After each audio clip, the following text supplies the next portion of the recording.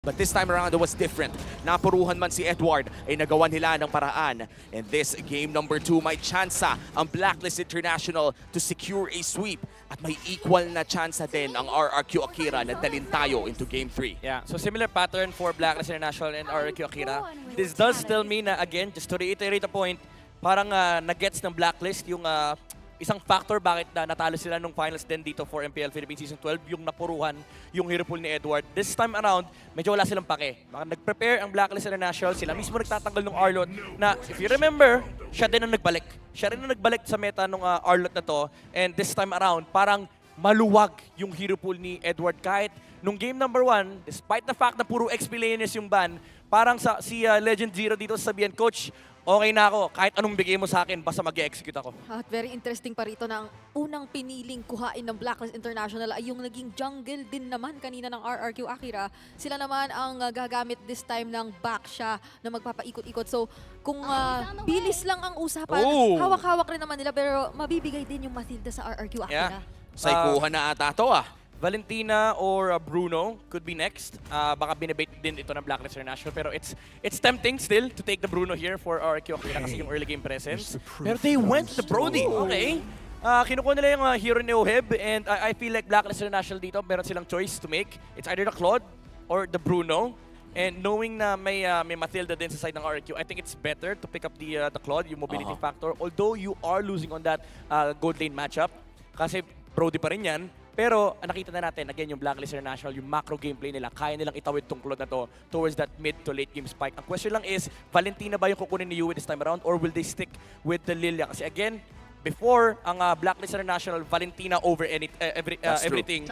Pero this time around, kita na natin na may Lilia flex ang Blacklist International. So they do decide to go for that Bruno with the Lilia. Wow. And now RRQ Akira, baka kailangan mo nang kunin yung jungler kasi mauubusan ka sa second phase. Nandyan yung Akai, nandyan yung mga Martis. And it's definitely possible still for RQ Akira to get the XP laner now. May Khalid, may Teresa rin. Just to make sure na makukuha mo yung better matchup in terms of overall macro gameplay versus Blacklist. Pero ang risk nun is makakapili si Edward ng kanyang hero. That's a risk, I think, that RRQ wants to take. And looking at There what's goes the Akai. happening right now, no, medyo, alam ko, naka-aircon tayo dito midnight, no? Pero tinitignan ko pa lang, yung Lilia at yung Baksha, parang ang lagkit na. Ito yung tipo na parang pag nilakaran mo, boy, hindi ka talaga gagalaw eh. Kaya nagme-make sense yung Akai. And remember, may guiding wind pa. Ma-amplify yung presence ni Akai on the front line. Now, I like the Minotaur ban kasi medyo medyo soft answer versus the Mathilda and the Akai kasi mga heroes na gusto pumasok. Although may guiding wind, but still, you don't want to be forced into a position where the Brody fights into Minoan's Fury. That's true. So, magandang pagtanggal to versus Blacklist International. Novaria as well is also good for Blacklist even though parang wala kang natural tank for Renegade. Meron ka kasing Baksha. So may leeway ka kumuha ng damage dealer dito for Blacklist International pagdating sa roam. But also, do take note, yung presence ni Diggy. Nandiyan pa yung Diggy for both sides. Okay, well. Never mind. Kinakasabi mo pala RQ. Pero again may Novaria si Renegade. Yep, pero Blacklist International parang sobrang okay lang pala talaga sila at this point na i-let go yung Valentina. Kasi earlier naman na-mention din dito ni Midnight na basta nalalamangan in the early stages at hindi nakukuha ng Valentina yung level advantage or parang hindi niya nagagawa talagang ma-secure din yung early game, parang ang hirap na ring pabalikin para dun sa Valentina yung pabor o yung parang kaya mong gawing aggression kontra sa kalaban mo. Khalid, Khalid Edith exchange for both sides. I feel like RQ Akira should steal the Edith kasi masyadong maganda yon sa kamay ng Blacklist International. For one, it could force out the heavy spin mula kay Akai. So I think if you want a better XP lane matchup, just get the Edith kasi at the very least hindi problema din yung Khalid if ever man yun yung kukunin ni Edward. Pero ang concern mo naman is kapag nag-Edith yung RQ Akira dito, baka kay Edward mapunta yung Benedetta. And the Benedetta is again his signature hero, no? Ito yung isa sa heroes na talagang pag sinabi mong Bene, usually may kasunod na Edward yan. And kung titignan natin yung fun fact na lumabas doon kanina, no? Record setting pala ang nangyari doon. Talagang hindi lang ata sa M5 kundi sa M14. Talagang highest damage sa turrets si kinuha yung Novaria. Pero kinuha na nga yung Novaria on the side of RRQ. Ano kaya magiging last 2 picks ng Blacklist dito? Benedetta, Khalid, Edith, open for Agent Zero. For Renegade, I think meron pa siyang mga hidden dito, mga hidden heroes. I think Actually, parang gusto ko nga makita ng Tigreal. Parang gusto makita ng Tigreal kasi yung Matilda, Oh! hindi siya pwede. Ayan na. Pero yun yung Estes ng Blacklist and with the Benedetta as well. Nag-ingay na ang EBM. Tumalikod ako para makita kung kinonfirm ko. Nakikita ko sila ngayon. Nakatingin ako, nagpapalakpakan sila. Oh. Renegade Estes. And ang hapdi nito kasi yung damage dealer ng early game ng RRQ is just the Brody. May damage problem ka for RRQ Akira. So I think you really have to go with the damage dealer XP here. Wala na yung Yuzong, wala na yung Teresa, wala ka mang punish ng Estes. Edith Paquito, yun ang titirang choice dito for RRQ unless you wanna risk it and go for a Khalid. Napakaalanganin pa nito kasi puro single target sila so far. So probably nga talagang either the Paquito or a Khalid na talagang AOE. Pero Grok ang kanilang pipiliin ditong hindi na natin alam kung baka XP na nga to. Ito yung ano, naalala ko, ginawa ng Echo to before against Blacklist International, yung Grok ni Sanford na naka-Sea Halberd. First item, hindi ganun kalaking problema yung Benedetta matchup. Although medyo nagbago na yun ngayon kasi damage dealer talaga yung Benedetta with That's true. Impure Rage. Pero once na lumabas yung Sea Halberd, yung Wild Charge ay malaking threat versus Blacklist International. And remember, crowd control din yun. So may malaking chance na mag-turn around ng teamfight dito for RRQ Akira. And also, there is that heavy spin. So in terms of overall initiation, lamang ang RRQ Akira. Ang question lang talaga dito is, enough ba yung damage nyo versus the Estes? And I have to say, no, Pokemon comp dito yung RRQ eh. Any Matilda plus one. Setter. Oo. Matilda plus 1, ito yung Pokemon comp. I choose you. Papasok yung Grok, I choose you. Tapos babalik. Babato niya yung heavy spin. Malaikot-ikot ang galawan, tapos biglang babalik through the guiding wind. Pero ito na nga, ang ating game number 2 of this best of 3 series. Tatapusin na ba ng Blacklist International o mabubuhay pa ang RRQ Akira? Masasagot ang tanong na yan sa pagpasok natin sa Land of Dawn. This time around, ang Matilda naman, and even the Navaria, yung merong mga may bibitaw agad na hopes during the early game ay nasa kamay ng RRQ Akira. So we're seeing Luis agad na talagang nandito na sa purple buff ni Sensui. Same lang sa ginawa ni Rene J at na-reset ng kaunting-kaunti lang naman. Nagugulo ngayon si Sensui. Itong, ako po, may hirapan talaga sila dyan sa mid lane yan. It's a Lilia, tapos may kasamang Estes. Itong Estes pickup ng Blacklist International, it's a substitute to the Rafaela. Naalala nyo, diba, lumabas yung Rafaela sa meta natin. It's a soft counter versus the Novaria kasi hinihil lang yung mga pokes. So in terms of poke damage, hindi na masyado magmamatter yun for Blacklist International kasi nami-mitigate yan ni Rene J. And looking at the XP lane matchup, grabe talaga yung mastery ni Edward with the Benedetta. Sinay-slice niya yung puno, ginawang chapsuy eh. Pwede palang gawing chapsuy. Pwede palang gawing chapsuy si Grok. Ngayon ko lang nalaman. At ngayon nakikita talaga natin all lanes nakakalamang ang Blacklist International. Pero again, team fight kasi ang prowess dito ng RRQ Akira, yung engage na meron sila. So kailangan pa rin natin abangan at respetuhin ang skirmishes na pwede nilang ibato. Yeah, again, nandun yung crowd control. Medyo interesting yung naging angle and approach ng RRQ Akira. Hinaharap natin kanina damage, dinagdagan pa nila ng set. Kasi ang difference ni Grok compared to the two XP laners na napakita natin kanina is meron siyang flicker wild charge, yung bigla ang control dito for Blacklist International. Pero it's just damage kasi it doesn't change the fact na naka-purify pa rin yung Lilia, pati na rin yung Estes. So, nandun yung konting knock-up with the wild charge. Yeah. Pero of course, Rene J having that purify, mabilis niya may heal yung kanyang mga kampe. So, still, you have to ask yourself the question, for RRQ Akira, enough nga ba yung magiging damage nila pagdating ng timing ng Blacklist International? And for sure, by now, Blacklist International well aware doon sa fact na yon. So yung mga pag-iwas din sa mga possible na makita nga nating all-out team fights ay hindi naman malabo. Meron naman silang Benedetta, so they could also divert yung attention Edward. dito ng RRQ Akira. Pero si King ngayon, medyo napupoke talaga ng malala. Alex final blow, ikinomit na nga doon. Si Luis, hanap na nga rin ba ng engage dahil ang Turtle ay medyo nagiging low na ngayon. At makakakuha ay ang RRQ Akira. Nice retribution mula kay King. Gusta la Gusta forces the flicker out of Oheb. At ngayon, mukhang may konting kalamangan ang RRQ Akira with the engages na nabanggit mo kanina, Midnight. Yeah, napoke si Edward ni Luis kanina.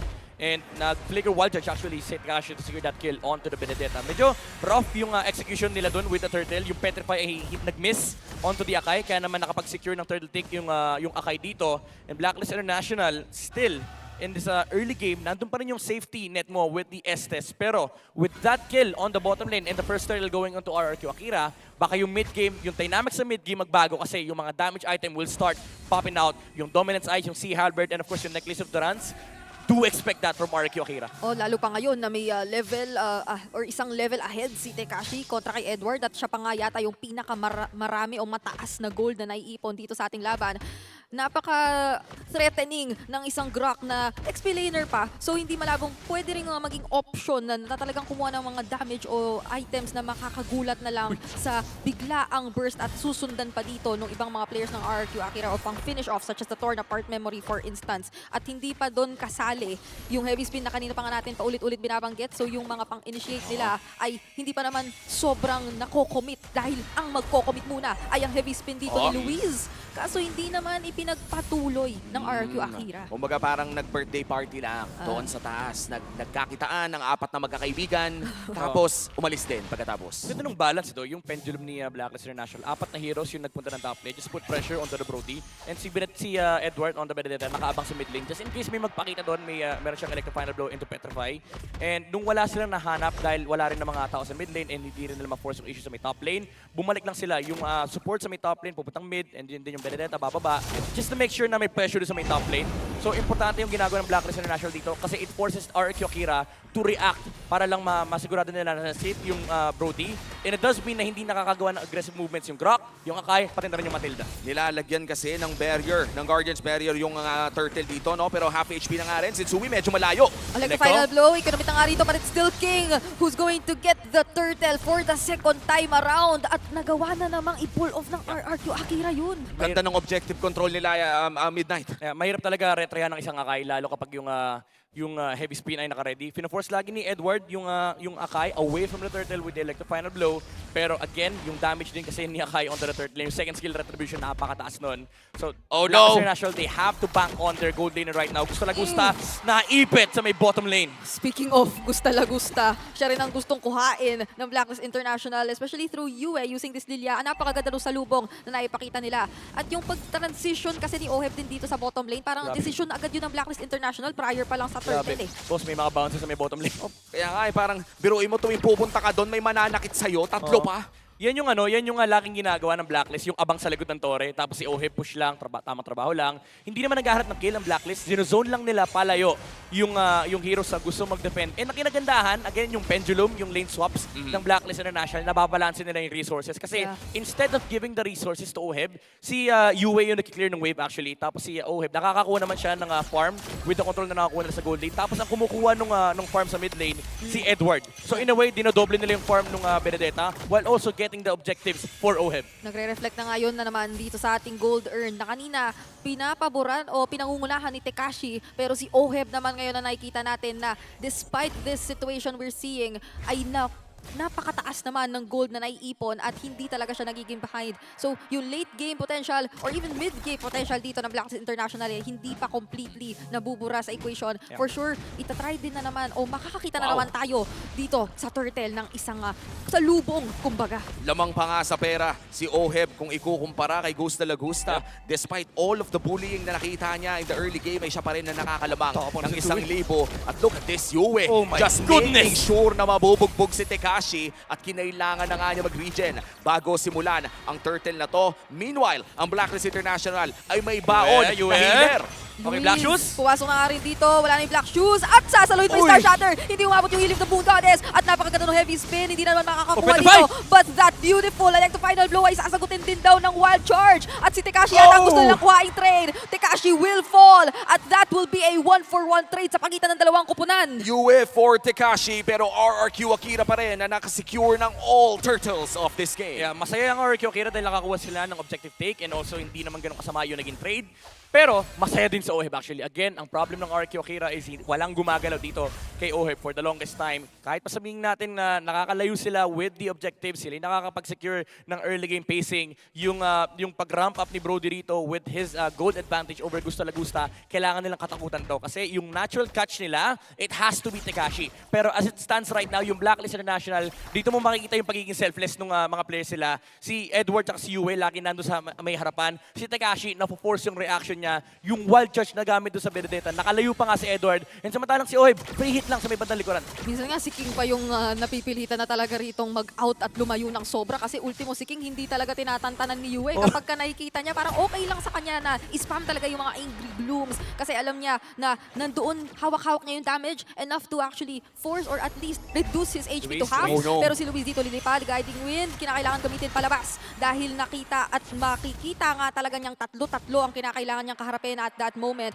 Apat-apat din naman ang mga players na magkakakitaan dito sa bandang itaas. So, tamang ano lang eh, tamang pakiramdaman lang din. At saka habang nangyayari ang lahat ng yon ay nagkakaroon din ng trabaho sa mid at bottom lane from our XP laners. Heavy spin mula kay King na gamit na rin. That's Pero big. mukhang kinailangan ng umalis ng RRQ. Papasok ata si Sensui pero tumatama na ang Star Shatters mula kay Seigen. Crucial skill shots na talaga man nagiging asintado na dito Oo. ang RRQ. Kaso hinihil lang ni Renegade. Kumbaga kahit tamaan sila, hinihil lang din ni Estes eh. Yun ang mahirap dito dahil may konting sagot sila doon sa Star Shatter. Even kahit umabot tayo ng late game, mahihil lang din sila ni Renegade. So yung impact ni Seigen dito has to be on these team fights. Kaisa-isa lang ang natatamaan ng Star Shatter at isa-isa din ang nasasagot na heal mayat-maya nitong si Rene J. So hindi natin masyadong nakikita na yung mga pokes na nagmumula pa ulit-ulit sa RRQ Akira ay sobrang napakikinabangan nila. Apart from yung mga objective takes na paulit-ulit natin nakikita kanina, so long as meron sila agad na babawasan. Pero once nakita natin, Blacklist International naman ang nakagawa sa kanila pumabor yung objective take. Naka-antique Kiras in Twilight Armor si Edward dito. It's good. Those two items are really, really good against the Brody and the Grok.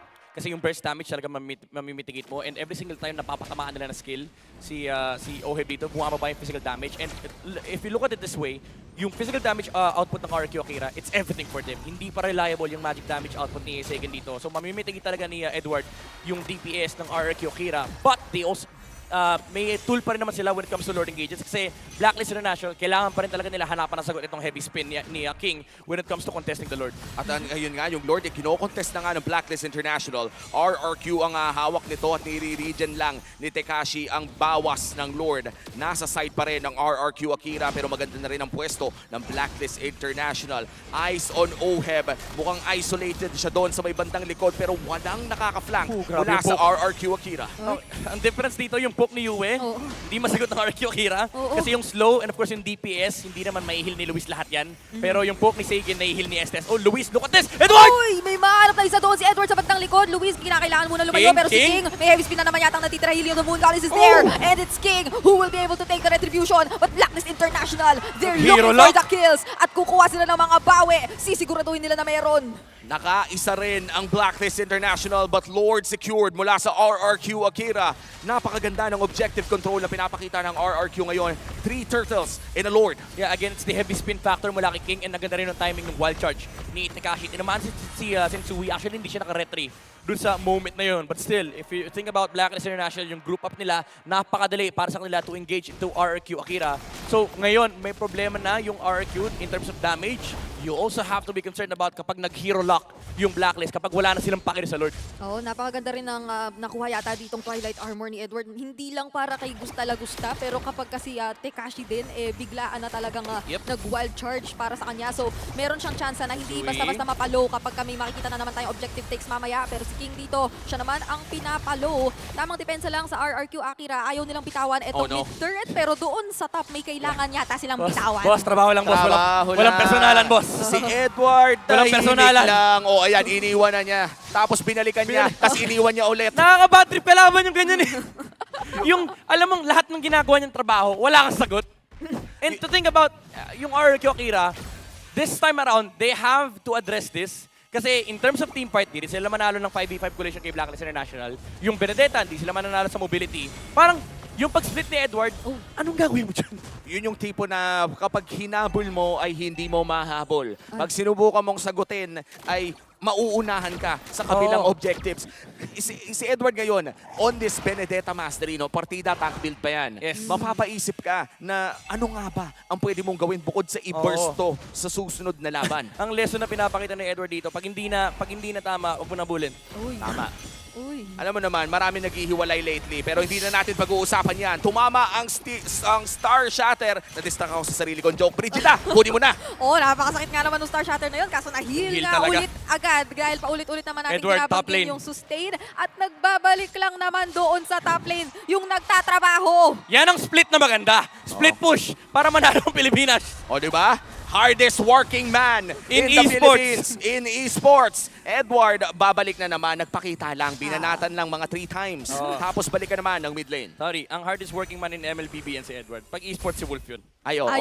Alam naman natin yan. Kapag nakakita tayo ng mga malupitang hard workers, Oo. isa si Edward sa mga kailangan natin bantayan kasi paulit-ulit yan hanggang bumagsak ang inhibitor turret sa bandang itaas. Yeah, ang hirap na to kasi parang biglang naisip ni Edward na wala silang pang split push siya. Kasi kailangan din mag-group up ng RQ Akira. Malamang sa malamang, etong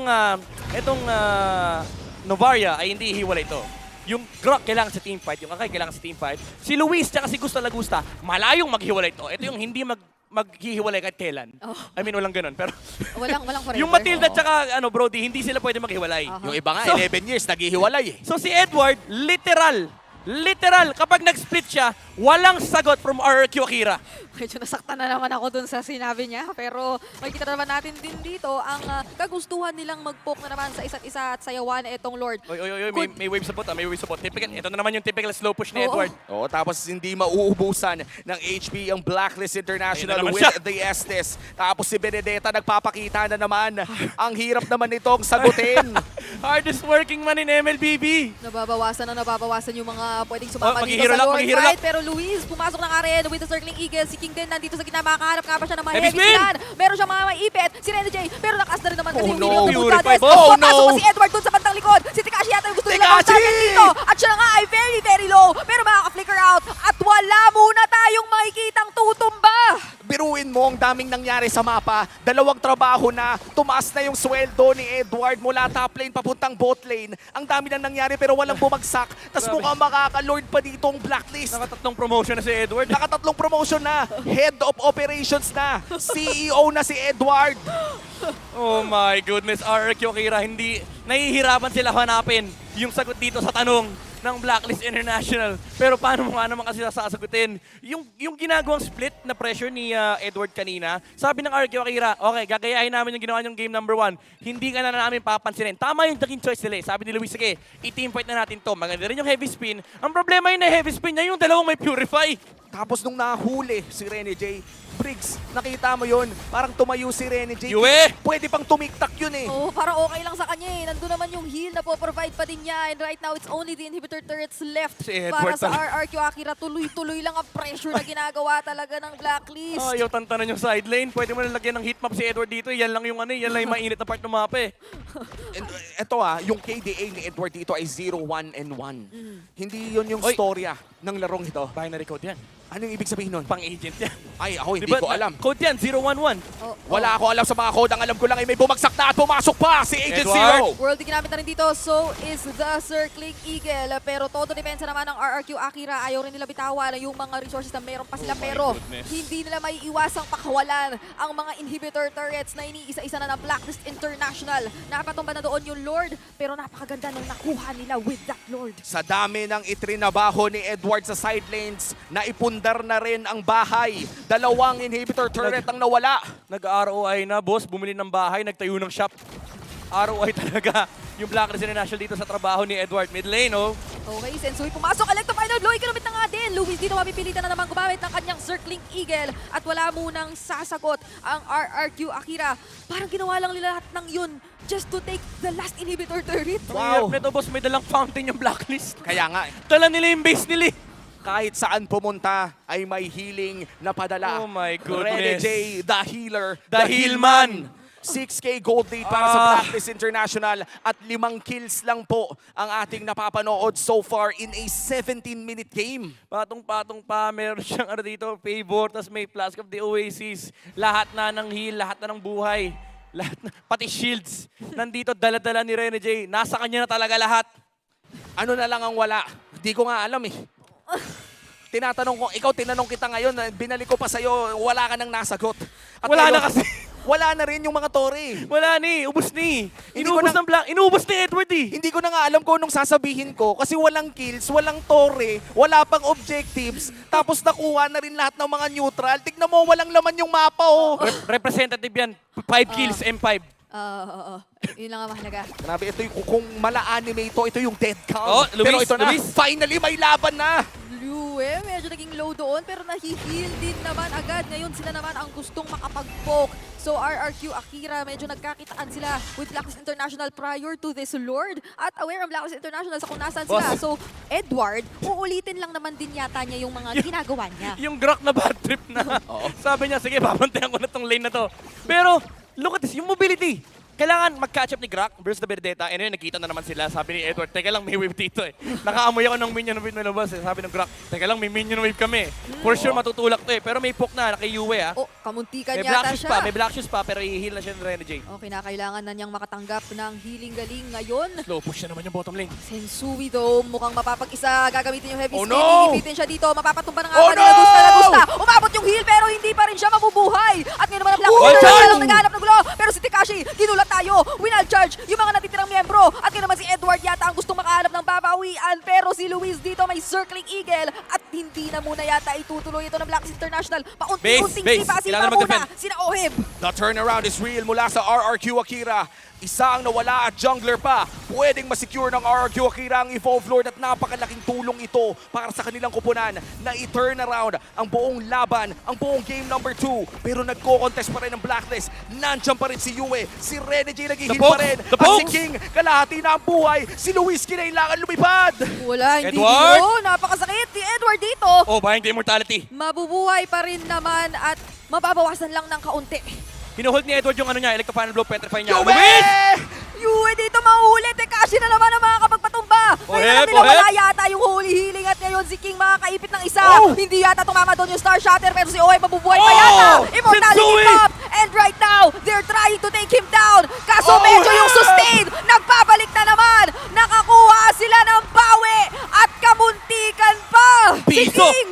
Piso pa ang natira kay King. Pero yun yung mapapa-what if ka. Sagen, may gusto kong tanungin. Makakatulog ka ba mamaya kung matalo kayo dito ng game to na hindi tumama yung Star Shatter mo? And mabilis maglo-lord ng Blacklist International. Ito na yung turn, wala yung Akai. Okay, gusto na naman nilang kuhain at secure ito this time. They Edward, know the Edward! advantages na meron. Si Seigen ang hinahanap pero nasundo. Kamunti ka na sana yon. And back to the Lord. Blacklist International, isesecure na nila ito. And that is the Evolve Lord. Secured for the side of Blacklist International. What if tumama yung Star Shatter na yun? But you also have to commend Blacklist International. They played that to perfection. Yung heavy spin na catch mula kay King, napakaganda. Inabot na si Oheb. Pero si Sensui, hiniwa niya eh. Naging ano siya, naging customs dito eh. Sabi niya, boss, walang tatawid. And nahuli pa niya si Gusta Lagusta. Hindi nakatawid yung damage dealer. Even though sabihin na natin tumama yung Star Shatter, Oo. maganda rin yung purchase ng immortality mula kay Oheb. Sensui! Nahuli ata siya, napag-isa, one charge, ikinomit na rin, mapatumba lang May siya. emo, may Immortality, na-pop na rin dito. Oy! Pero yung healing of the Moon Goddess, sila Edward, Lord of Art may Memory. petrify! Edward doon sa likod, si Gusta Lagusto ang gusto. At kayo naman, sa bandang ibaba, si King naman, napakalagkit, hindi makagalaw basta-basta. Edward! Pero, napakasakit. Immortality rin mapapapara dito kay Edward. Napakagulo na namang nakikita natin dito sa gitna. Pero yung Lord ay up Sensui, pa. Sensui. Yung Oh, damage no! si Tekashi, hindi na rin pala biro. Ngayon si King nabuhay pa. Oh! Naka-double kill pa si Gusta Lagusta. Crucial defense Oh, Shatter! mula sa RRQ Akira. Blessing of the Moon Oh, Goddess, RRQ. the heal! Mukhang nagkamali ng tapak, boy! Luis, nasobrahan ka doon.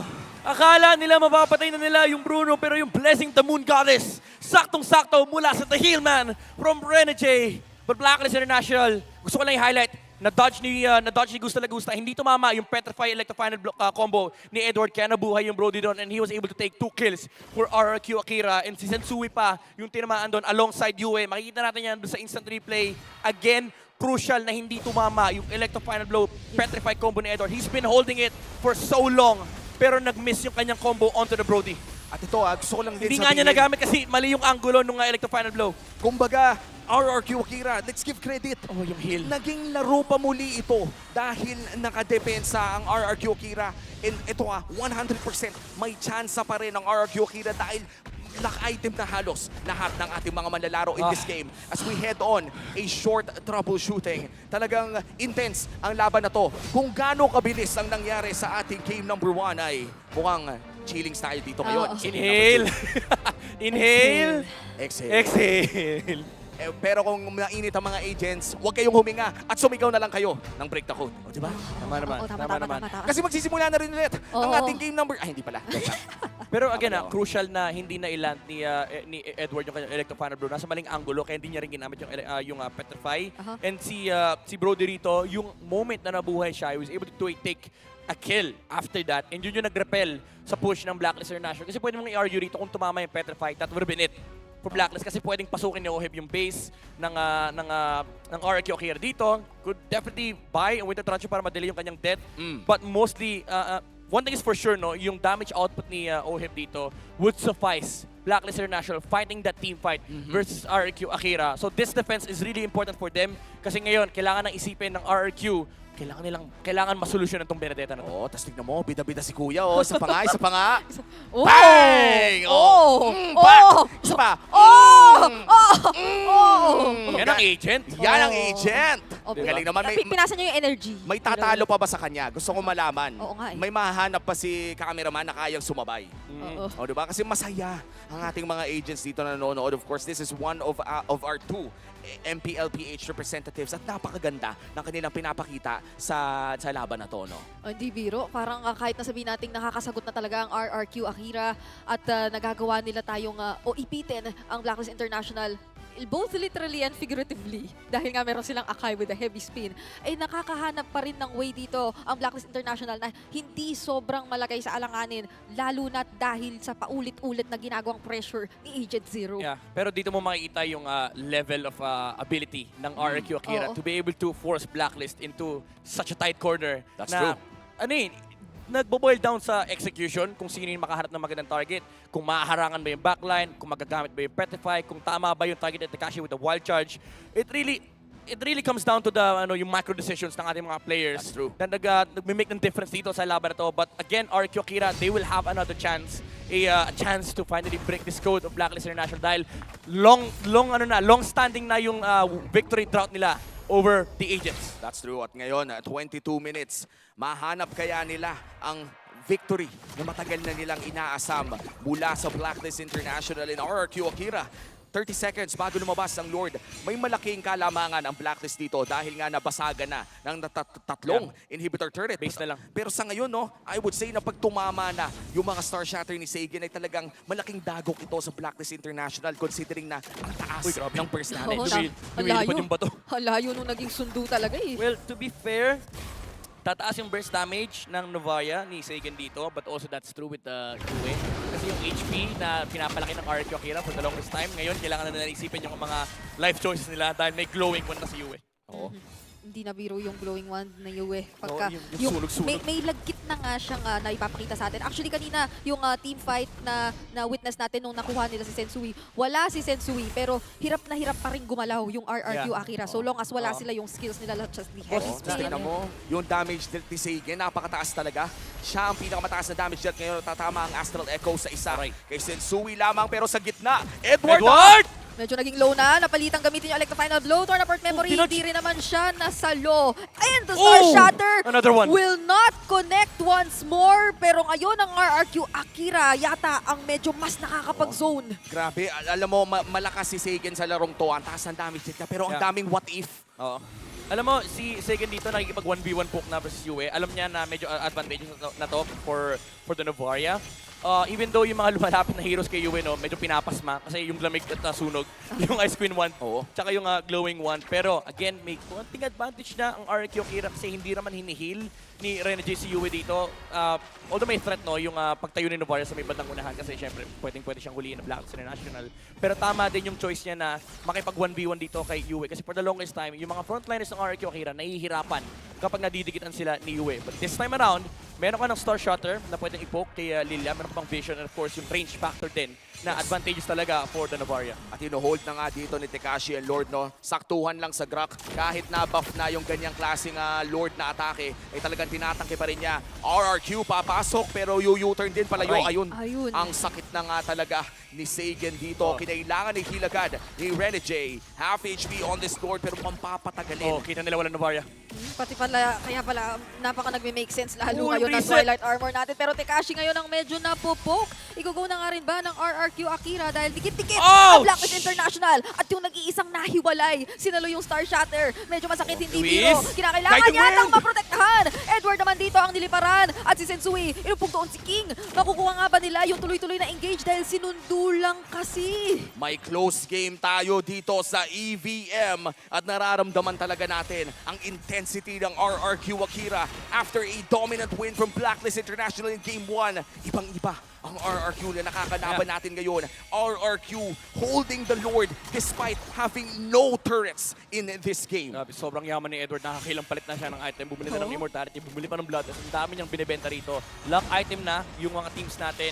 We've crossed the 60k mark for both sides. So talagang ang daming items na pwedeng lumabas dito. Yung mga buy and sell ng Immortality, Winter Truncheon, it really has to come down to those micro decisions and yung micro ability ng ating mga players. But this Lord is really crucial. Kakakita lang nila sa Brody. Wow! Ayan na, ito na naman si Yue.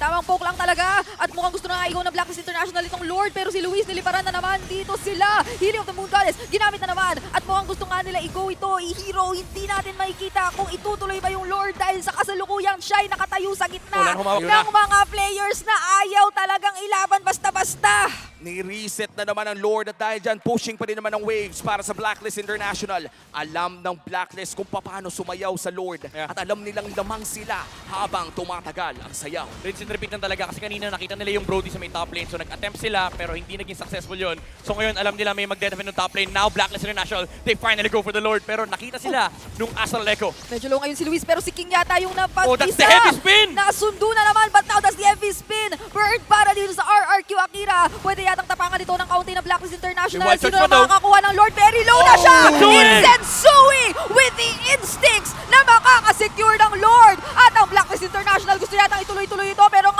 RRQ Akira tatakbo na muna. At ang daming flicker na na-burn mula sa RRQ Akira, isa lamang para sa side ng Blacklist International. A 27-minute Lord ang pumamarcha para sa Blacklist at wala ng tore ang RRQ. Ito na yung round 2 ng Blacklist International. They will march with the Lord kumpleto. Yung threat nila dito, may BOD. Si Edward dito, kapag na-hit, this time around yung Electro Final Blow into Petrify kay Brody, baka ito na yung mag-spell ng sweep dito for Blacklist International. Walang play kasi Oheb, pero meron siyang Immortality, meron siyang heal din as well coming out from Renegade. Actually, nag-swap muna siya ng item dito. Mamaya na daw siya mag-i-emo pag crucial timer na. Mabe-break na nga ba ng RRQ Akira ang code ng Blacklist o tatapusin na ba ng Blacklist ng seryeng ito? Electro Final Blow! Umabot! Yung Electro Final Blow! May clutch pang heal na King, natanggap. Pero kinailangan na muna niyang lumayo. Ang Lord ngayon ay pinapatupad na ng RRQ Akira. Pero tingnan mo yung sustain na nagmumula na naman kay Renegade. Oheb! And the Oheb! Luis is down. Oheb! And si Oheb on a killing spree. Tatapusin na ng Blacklist International with a sweep. 2-0 para sa Blacklist International. A clean sweep for our second MPL-PH representatives. Ramdam mo ang kasiyahan ng mga agents sa EVM. It was definitely a hard game for Blacklist to close out. RRQ Akira, ginawa nila lahat. Ginawa nila yung best nila and they did well in this game. But that crucial Electro Final Blow into Petrify, na-force out din yung Wind of Nature kasi sobrang sakit yung damage output ni Edward. Even though nabuhay yung Brody, it bought enough time para mag-scramble yung RRQ Akira and nung nakapasok na si Oheb, finally, under the base of RRQ Akira, sabi niya, amin na to! Oh, at talagang nakuha ng Blacklist International ang napakagandang serye na yon against RRQ Akira. Again, major props pa rin para sa mga hari ng Brazil. Hindi naging madali ang laban na to para sa Blacklist International, especially in game number 2. At sana makita muli natin ang RRQ Akira na makalabas ng knockout stage dahil napakagaling. Again, Blacklist kasi to eh. Hindi na, mukha lang sigurong hindi sobrang galing ng RRQ Akira dito pero in their region, they truly are the kings. itong labang ito lalo lang pinaigting yung ideya na tayo ay kasalukuyang sumusubaybay sa isa sa mga tinataguri ang group of death dahil sa sobrang mga dikit na labanan na pwede mong i-anticipate mula sa kanila. At etong unang series na ito pa lang, sobrang laking example na nun. Grabe, sulit talaga ang ating mga ticket dito dahil ang dami nating napanood na games at ang ganda ng huling serie natin. At sulit ang isang order mo with Grab Unlimited. Subscribe now for only 49 pesos a month. Bawing-bawi talaga yan. Kwento na din lang, total may oras tayo. Naka-discount ako ng 200 pesos Ay. sa fried chicken na in-order ko. Pero sino nga ba ang MVP ng laban na to? I mean, there's a lot of choices to be made here for Blacklist International. Pero, Wow! is the Rene change, the Hillman from Blacklist International with the Estes pickup. Crucial to kasi, again, nagmatter yung mga heals, yung save niya kay Oheb, yung save niya from the damage output ng Star Shotter, and 100% pa rin yung kill participation. Grabe naman yung Blacklist. Oo, eto na yun eh. The Healman Reborn. Rene J. Nandito na sa nagpakitang healers na, nagpakitang healer na, nilabas na yung Estes. Nagugulat na lang tayo na kahit naipit na siya minsan, hindi pa rin siya nabibigyan. Nasusustain siya at nasusustain din yung karamihan ng mga kasama niya. Napaka-crucial lagi ng timings ng bawat bato niya, ng Healing of or Blessing of the Moon Goddess. At makikita mo na maging minsan, hihintayin lang talaga yung moment na, eto na, kailangan na natin gamitin to. Kailangan nating ituloy-tuloy yung laban. Tsaka parang ang daming times, especially in the late game, na parang nakakakaba na, no? Para sa side ng Blacklist kasi umaaray na sa Star Shatter. Pero at some point, I think nadaan pa rin sa macro ng Blacklist dahil doon sa mga ginawa ni Edward. I mean, nagiging close yung game because of the ability din ng RRQ to hit their spells, although may mga times na nagmi-miss and super crucial nun.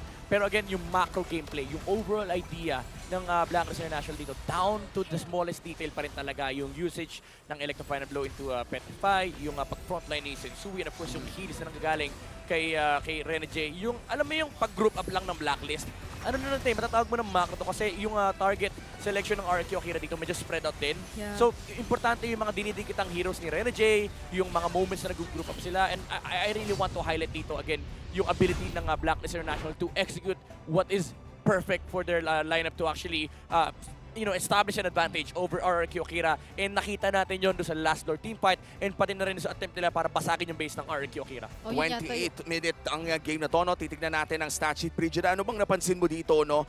Very close game kung titignan natin ang gold lead. Pero kung titignan ang story, talagang nakahawak naman ang lamang ang early to the mid ng Blacklist. O naramdaman natin kung paano sila naipit ng sobra eh. Kasi yung presence ng mga heavy spin and even the wild charge during objective takes, sobrang naging malaking problema siya kung tutuusin para sa Blacklist International. Denying them the first 3 turtles and even the first Lord actually, na parang nakaligtaan na lang nating isipin kasi yung huling naging retry talaga ni Sensui doon, napakalaking naging susi kumbaga. Kasi yun yung nagkaroon din ng time na pinatamaan kasi doon ni Seigen ng Star Shatter yung Lord. So parang matitrick ka ng kaunti siguro, pindutin yung retry, but still he was able to take it. Ito yung favorite quote natin kasi, Womi. No quote natin to matter what, makailang Lord ka, makailang kills ka, basta ang importante, akin yung huling Lord, sabi ni Sensui. Pero commendable yung performance si King dito. That's true. Sinabi natin kanina during the draft, napakaganda nung Akai-pick and they went for it. Andun yung ideology pa rin with RRQ Akira. Again, very similar with how Blacklist approaches this game. And hindi rin siya namatay, by the way.